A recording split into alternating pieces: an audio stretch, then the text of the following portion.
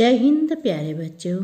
आज मैं आरोह पुस्तक कक्षा 12 में शमशेर बहादुर सिंह की कविता उषा का है, उसके कवि का जीवन परिचय लेके आई हूँ। शमशेर बहादुर सिंह 6 नंबर की कविता है जो आपके वार्षिक परीक्षा में आएगी। ये कटी हुई नहीं है, 30% कोर्स के अंतर विलुप्त नहीं हुआ है। पर शमशेर बहादुर सिंह इन्होंने प्रकृति के ऊपर भूषा काल की बहुत अच्छी कविता लिखी है। इनका जन्म हुआ 13 जनवरी सन 1911 को देहरादून उत्तर प्रदेश, अब जो कि उत्तराखंड में, जो कि सबको पता है उत्तर प्रदेश से उत्तराखंड अलग हो चुका है। तो 13 जनवरी 1911 का इनका देहरादून में जन्म हुआ। जीवन परिचय सभी किसी का भी आ सकता है, ये इम्पोर्टेंट है, इसलिए मैं आपको करवाने जा रही हूँ। प्रकाशित रचनाएं, इन्होंने कौन कौन सी कृतियां, रचनाएं, किताबें लिखी हैं। कुछ कविताएं, कुछ और कविताएं। चुका भी हूँ नहीं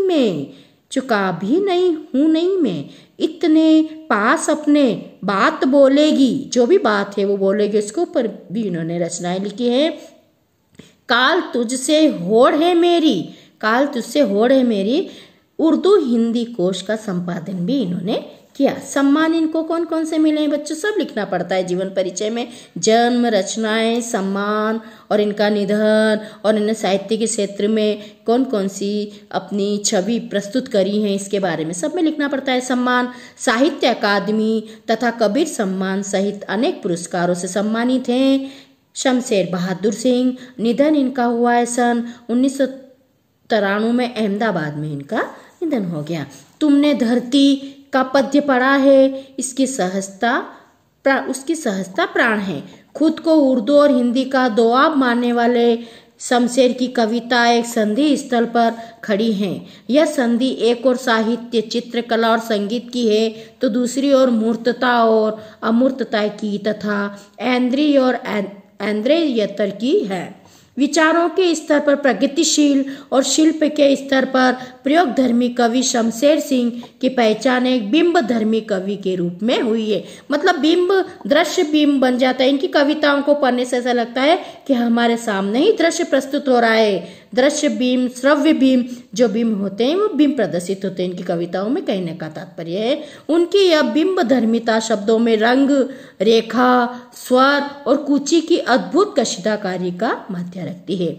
उनका चित्रकार मन कलाओं के बीच की दूरी को न केवल पाटता है बल्कि भाषाशित हो जाना चाहता है। उनकी मूल चिंता माध्यम का उपयोग करते हुए बंधन से परे जाने की है।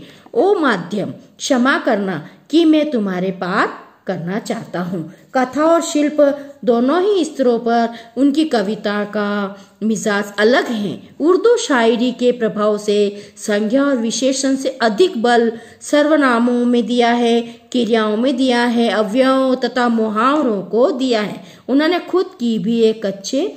खुद भी कुछ अच्छे शेर भी कहे। शमशेर बहादुर सिंह जो आपके जीवन परिचय के अंतर्गत पढ़ाया जा रहा है। सचेत इंद्रियों का यह कवि जब प्रेम, पीड़ा, संघर्ष और सृजन को गूंथ कर कविता का महल बनाता है तो वह ठोस तो होता ही है, अनुगुंजों से भी भरा होता है।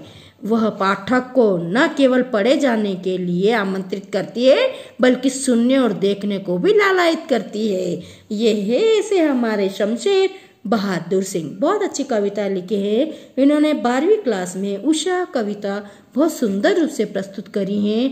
बहुत सारी इन्होंने परिकल्पनाएं भी उसमें करी हैं।